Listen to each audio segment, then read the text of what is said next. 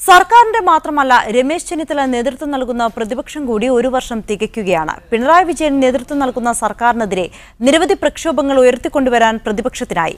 അതേസമയം സർക്കാരിനെതിരെ സ്ഥായിയായ പ്രക്ഷോഭങ്ങൾ ഉയർത്താൻ കഴിഞ്ഞില്ലെന്ന വിമർശനവും പ്രതിപക്ഷം നേരിടുന്നു. പതിവിൽ നിന്ന് വ്യത്യസ്തമായി ആദ്യ മാസങ്ങളിൽ തന്നെ പ്രക്ഷോഭങ്ങളിലേക്ക് പ്രതിപക്ഷത്തിന് കടക്കേണ്ടി വന്നിരുന്നു പിണറായി സർക്കാരിന്റെ ആദ്യ വർഷത്തിൽ. ചോദ്യപേപ്പർ ചോർച്ച, ഭൂമി രജിസ്ട്രേഷൻ നികുതി വർധന ഉൾപ്പെടെ നിരവധി വിഷയങ്ങളിൽ പ്രതിപക്ഷം നിയമസഭയ്ക്ക് അകത്തും പുറത്തും സമരമുയർത്തി. സ്വാശ്രയ ഫീസ് വർധനയ്ക്കെതിരെ സമരമാണ് പ്രതിപക്ഷ നിരയെ ഊർജ്ജസ്വലമാക്കിയത്. പുറത്ത് യുവജന സംഘടനകളുടെ പ്രക്ഷോഭവും നിയമസഭയ്ക്കകത്ത് MLA-മാരുടെ നിരാഹാരവുമായപ്പോൾ സർക്കാർ ശരിക്കും പ്രതിരോധത്തിലായി. ഫീസ് കുറയ്ക്കാമെന്ന് സ്വാശ്രയ കോളേജുകൾ തന്നെ പറഞ്ഞു.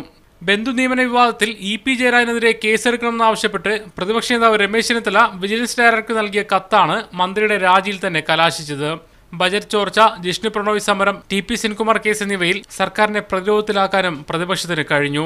എന്നാൽ ഇത്രത്തോളം വിവാദങ്ങളും വീഴ്ചകളും ഉണ്ടായ സർക്കാരിനെതിരായ അവസരങ്ങളെ പ്രയോജനപ്പെടുത്തുന്നതിൽ പ്രതിപക്ഷം വിജയിച്ചില്ലെന്ന വിലയിരുത്തലും ശക്തമായി നിലനിൽക്കുന്നു.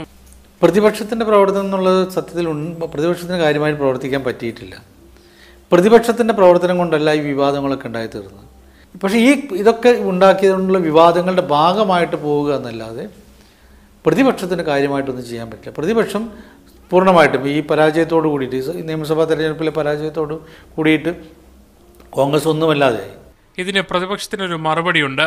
ഒരു പ്രശ്നം വരുമ്പോൾ അടുത്ത പ്രശ്നം വീണ്ടും വരികയാണ്, അത് കഴിഞ്ഞാൽ വീണ്ടും പ്രശ്നം വരികയാണ്, അത് കഴിയുമ്പോൾ വീണ്ടും അടുത്ത പ്രശ്നം വരികയാണ്. അപ്പോൾ ഒരു പ്രശ്നം നമ്മളെടുത്ത് മുന്നോട്ട് പോകുമ്പോഴായിരിക്കും അതിനേക്കാൾ വലിയൊരു വേറൊരു പ്രശ്നം വരുന്നത്.